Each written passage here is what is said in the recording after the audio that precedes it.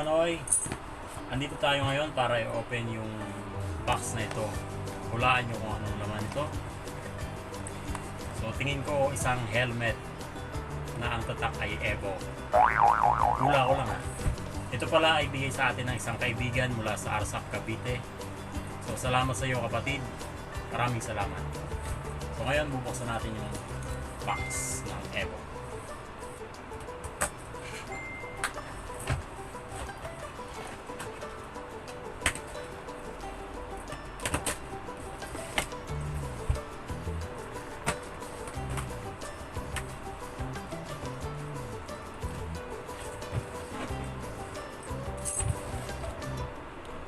So nakalagay nga pala dito is color black, size large, GT Pro model. Ayan. Tingnan natin kung ano yung laman. Hula ko lang talaga helmet ito mga kapatid.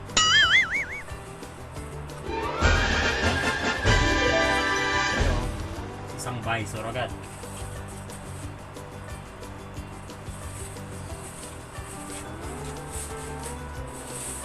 Ayan.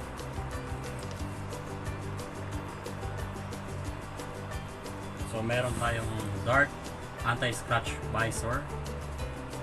So, eto na. Siguro naman itong bilog na to, helmet po ito. Siguro ko lang po. Ang ganda ng lalagyanan.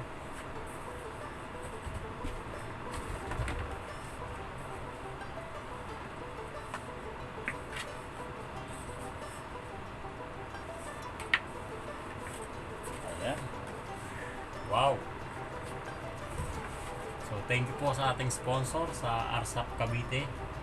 Maraming salamat sa iyo kapatid sa napakagandang helmet.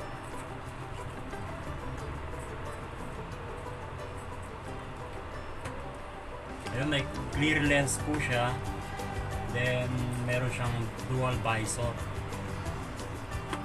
Ayan. High tech, di ba? Tsaka mukhang tigasin talaga. Sa tunog pa lang, maririnig mo ng matigas. Kasing tigas ng ulo mo. Ayan, legit po siya.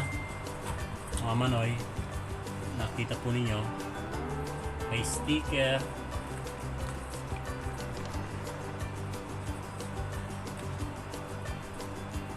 Tatanggalin po natin yung sticker sa clear lens.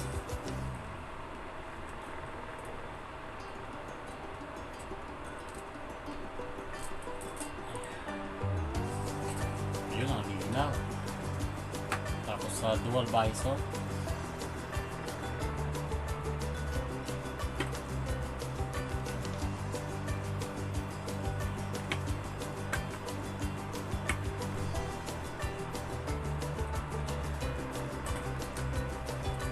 Mga Manoy, napakagandang helmet po.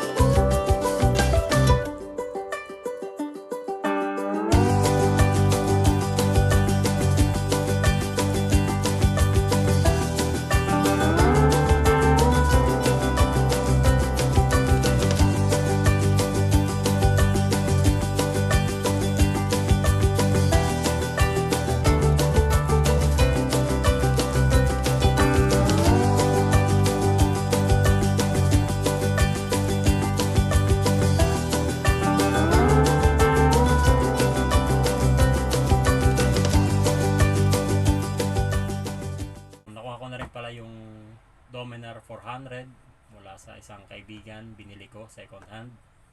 So okay naman siya, bukas ipapakilala ko siya sa inyo. Tatawagin natin siyang Manoy Domeng. So let's go.